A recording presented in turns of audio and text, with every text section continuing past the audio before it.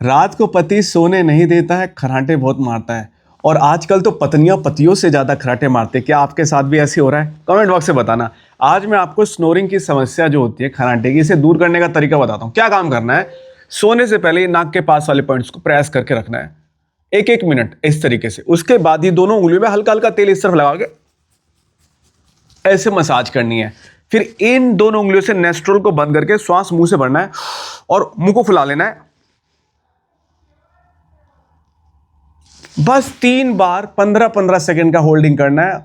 आज ही ट्राई करो और कल कमेंट करना आ गया कि खर्राटे आए थे या नहीं आए थे। गंडा। और ये सबको शेयर करना, पतियों को टैग करना, वाइफ को टैग करना जिन्हें खर्राटे आते हैं। नमस्ते।